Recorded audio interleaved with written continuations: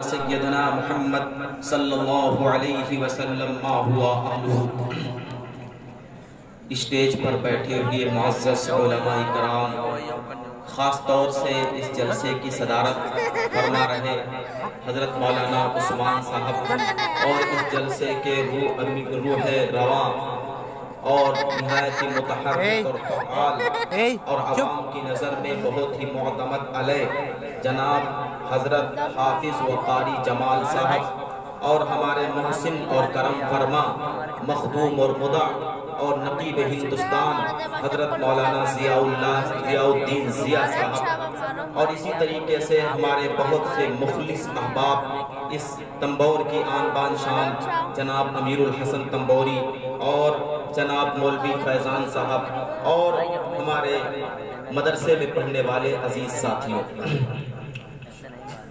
میرے محترم بزرگ و دوستوں، یہ مدرسے کی نسبت پر جلسہ ہو رہا ہے، اس لیے میرا بولنے کا موضوع دوسرا تھا، لیکن میں نے آتے آتے یہ طے کیا کہ یہاں پر میں قرآن کریم کی حقانیت کو بیان کروں گا، قرآن کریم کی حقانیت کو بیان کروں گا۔ میرے محترم بزرگ و دوستوں، یاد رکھو یہ کلام اللہ کا کلام ہے۔ جب کسی کلام کی برتری کا اندازہ کرنا ہو، جب کسی کلام کے تقدس کا اندازہ کرنا ہو، تو اس کلام کے صاحب کلام کو دیکھا جاتا ہے۔ تمام علماء کا اتفاق ہے، تمام علماء کا اتفاق ہے کہ کلام اللہ یہ اللہ کے اندر سے نکلا ہوا کلام ہے، سبحان اللہ، کے اندر سے نکلا ہوا کلام ہے۔ جب کسی کلام کی برتری کا اندازہ کرنا ہو تو صاحب کلام کو دیکھا جاتا ہے۔ اللہ اکبر، میرے اللہ کی شان کیا ہے؟ میرا اللہ تمام صفات کمالیہ کا جامع ہے، میرا اللہ تمام صفات کمالیہ کا اجمع ہے۔ پوری کائنات کو فنا ہے، پوری کائنات مٹنے والی ہے، پوری کائنات فنا ہونے والی ہے، لیکن اللہ کی ذات ہمیشہ باقی رہنے والی ہے۔ کل من علیہا فان ویبقى وجہ ربک ذو الجلال والاکرام۔ ہر کائنات کو فنا ہے، لیکن میں اللہ کو کبھی فنا نہیں۔ میرا اللہ ازل سے ہے، ابد تک رہے گا، ہمیشہ سے ہے، ہمیشہ تک رہے گا، اس کو کبھی فنا نہیں ہو سکتی۔ میرے بھائیوں، میرے اللہ کی ذات لا محدود ہے، لا متناہی ہے، لا محصور ہے، لا تصور ہے۔ دنیا کے بڑے بڑے سائنسداں میرے اللہ کی حقیقت تک نہیں پہنچ سکتے، اللہ کی حقیقت کا تصور نہیں کر سکتے۔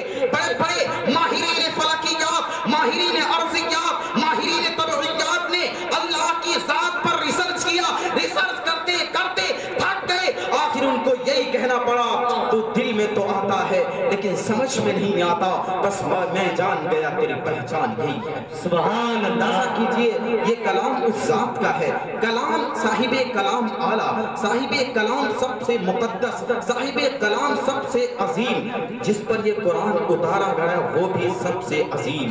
کس پر اترا قرآن؟ علی قلبک لتکون من المسلمین۔ یہ قرآن کریم میرے آقا، میرے مولا، کل جہان کے آقا، کل جہان کے مولا، کالی کملی والے، جگر گوشے آمینہ، یتیم عبداللہ، سید الاولین والآخرین، سید الراکعین، سید الساجدین، سید الشاہدین، شہنشاہ مدحہ، تاجدار مدینہ، سرور کائنات، آمینہ کے دل پر رسولوں کے افسر جناب محمد رسول اللہ صلی اللہ علیہ وسلم پر یہ قرآن کریم نازل ہوا، جو کائنات کا سب سے عظیم انسان ہے، کائنات کا سب سے عظیم انسان ہے۔ میرے بھائیوں، بس اتنا سمجھو کہ وجہ تخلیق کائنات، اس کائنات کے پیدا ہونے کا مقصد اگر میرے آقا اس دنیا میں نہ آتے تو اللہ اس کائنات کو نہ بناتا۔ میں ایک روایت پیش کرتا ہوں اس کے استدلال میں، جس روایت کو حضرت امام طحاوی نے نقل کیا ہے، جس روایت کو سیرت النبی میں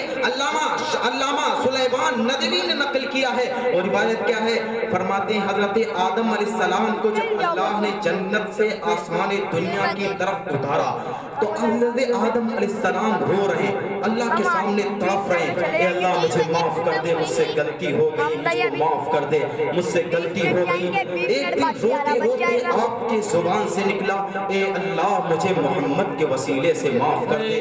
اللہ کی عظمت کو جلال آیا، اللہ کی غیرت کو جلال آیا۔ اللہ نے کہا، اے آدم، دنیا کے سب سے پہلے انسان تم ہو، میں نے تم سے پہلے کسی کو نہیں